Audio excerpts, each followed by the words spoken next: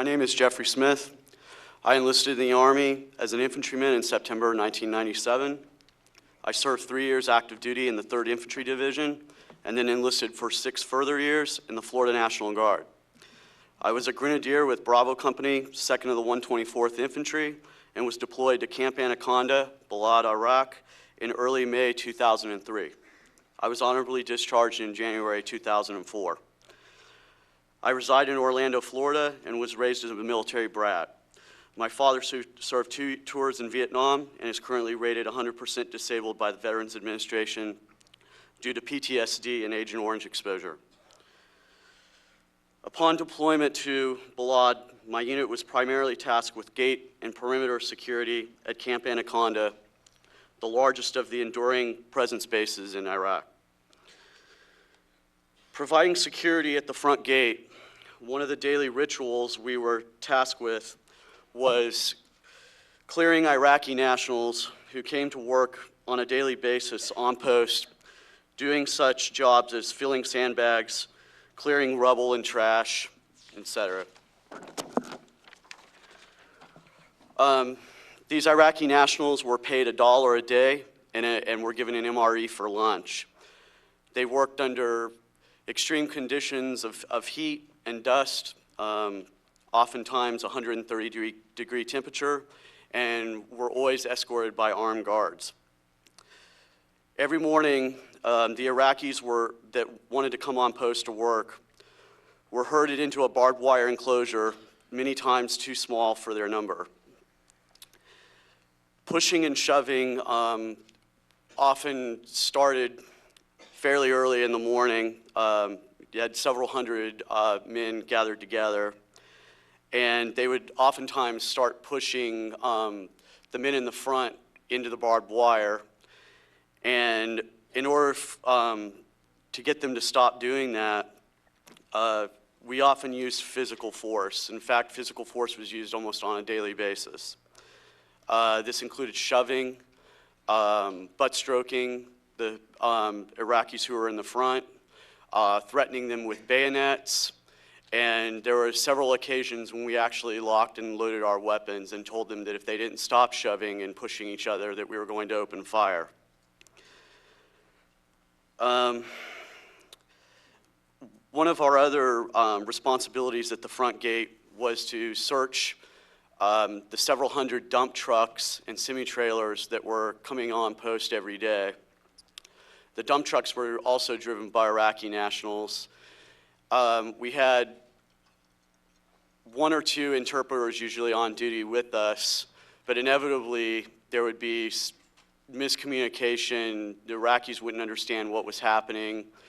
And on one day, apparently an Iraqi truck driver, a dump truck driver, didn't understand that he was supposed to stop and continued forward in his truck, and my team leader interpreted this as a hostile action, ran over, yanked him out of the truck.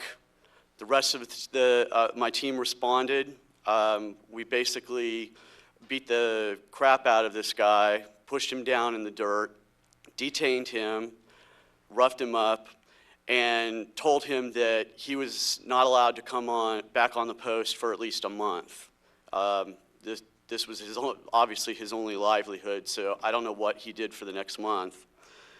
There was another incident where an Iraqi dump truck driver was out of his truck, and apparently he got excited about something, and he started to run by me. I clotheslined this driver, knocked him to the ground, and then realized that he was running over to say something to his friend who was ahead in line in front of him. I was congratulated for this by the rest of my unit and was told that this was exactly the way we should behave and we should carry out our duty at the gate.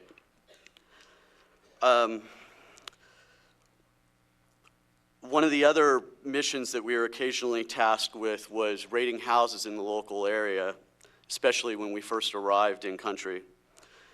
One of the houses that we first raided was supposedly the home of a former Bath official.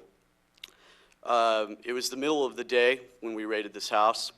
When we arrived in the neighborhood, we were told that we were going to try to force the front gate open to the house. But apparently the armored cavalry unit that was with us had other plans in mind. They rolled over the front wall of the house, destroyed the vehicle that was inside, and upon entry to the house, I was second in the stack of formation of troops that went through the gate. There was an older female who was in the courtyard by this time, and she was screaming something unintelligible in Arabic. I didn't see her as a threat, so I continued on past her into the building itself. One of the soldiers behind me apparently thought that she was a threat, butt stroked her in the face, knocked her to the ground, and someone after him apparently zip-tied her and took her out into the front yard. Then we proceeded to ransack this house. I was in the master bedroom. There was dressers and wardrobes. Wardrobes were locked. We pulled the doors off. We turned everything in the room upside down. We went through everything. Personnel in my unit that were in the kitchen turned the refrigerator upside down, pulled the stove, actually broke the stove, pulled it out of the wall, broke the line to it. After we searched through the house, we had everyone, including the children, zip-tied on the front lawn. Apparently, someone in my chain of command realized that we had the wrong home. We were on the wrong street, that the home we were supposed to have raided was actually behind this house on another street. So we went over to that home and raided that house. Actually, going through that gate of that home, I actually almost fired on a person that I believe was mentally disabled. He apparently he didn't understand what was going on. He was standing in a window directly in front of us, and in the initial first few seconds of going through the wall, I actually thought that he was a threat, almost fired, and then realized that there was something wrong with him and he just didn't realize what was happening. We searched through that home, detained the person that we were supposed to detain, and upon searching the home, we started coming across all this paperwork in his office and in his bedroom, and it looked to me like he was an algebra instructor, maybe at the local high school, maybe at a local university, because there was just reams of stuff that was math problems. This guy is supposed to be a former Bath official.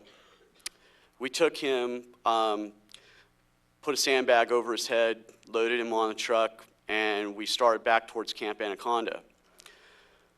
He was actually on my vehicle with my squad, and on the way back to Camp Anaconda, it was about a 45-minute drive. My squad leader thought that it would be funny to pose for a picture next to this guy, and he asked me to take a photo of him and this detainee, and I refused to do so. I didn't believe that that was the right thing to do, and upon arrival back at our quarters, I was disciplined for quite some time for this, including physical punishment, because I had disobeyed him in front of the rest of the squad.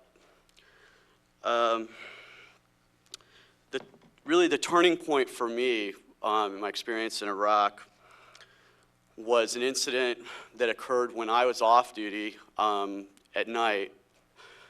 There was a platoon in my company who were, how should I put this? They were the hardcore platoon. Every unit has one platoon that is more extreme than the rest.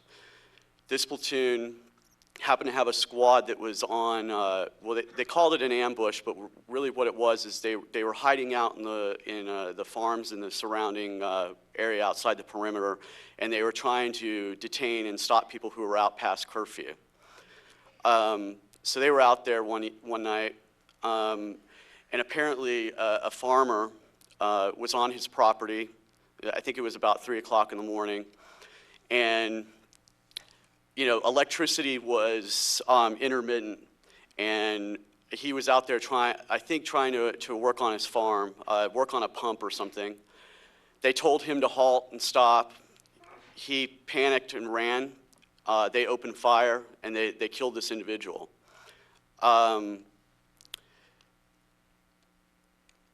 next day, Civil Affairs came and spoke with us and said, as a company, and said, we are not going to pay any benefit to this family.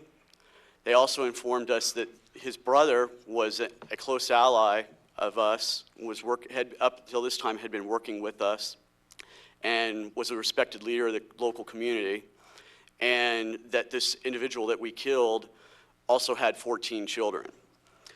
The civil affairs officer suggested that we take up a collection and donate $1 or $2 apiece to the family, and that he thought that that would go a long way in helping to ease the family's suffering. There's 125 members of a rifle company, roughly, so you're talking about anywhere probably between $125 and $150.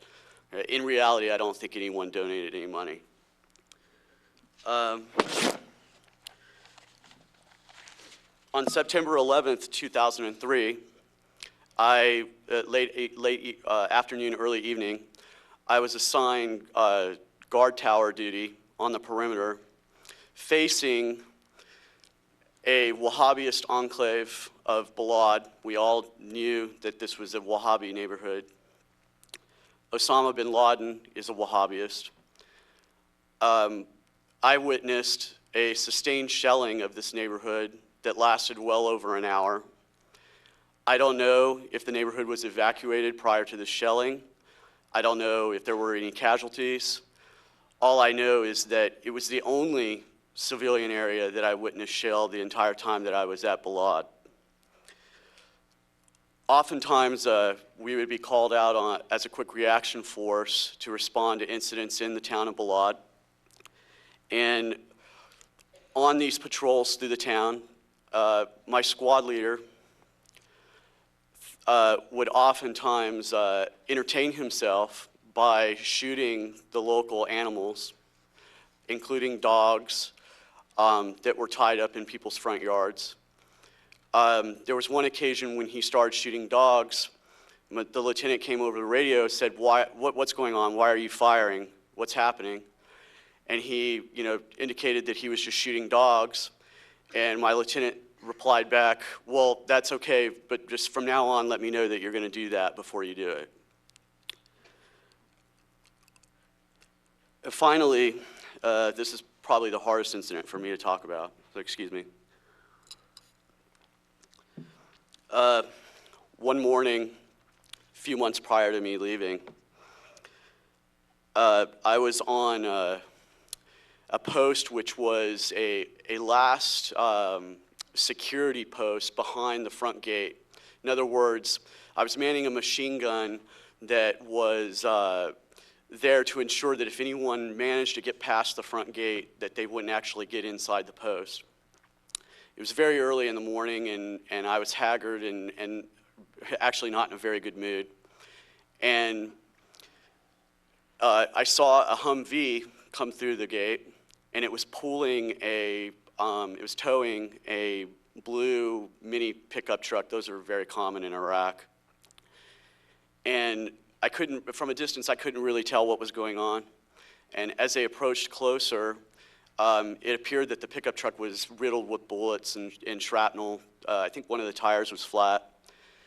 And as they pulled past me, there was apparently what had happened. There was an attack on a convoy earlier that morning using this pickup truck. And as they pulled past me, I realized that the pickup truck was full of dead insurgents that had been killed in this attack. They had obviously been engaged with large caliber weapons, probably Mark 19s, 50 caliber. There were several corpses that were decapitated. They had large holes through their bodies. I'll never forget this, there was a very young PFC, I believe. He was standing in the back of the pickup truck, And as they rolled by, he lifted one of the decapitated heads up in front of me, and he basically said, you know, we really, in much rougher language than this, we really screwed these guys up, didn't we? And there was another enlisted member in the back of the truck with him, and they were celebrating on top of these bodies that were piled up in the back. You know, and these insurgents didn't appear to me to look like, you know, the hardened terrorist that everyone, you know, says that they are. These were mostly teenage boys and young men, looked like they were from the local community. And finally, just to wrap things up, I want to take this time to apologize to the Iraqi people for the things that you know, I helped to do, and the actions that people in my unit and myself did while I was there. Thank you.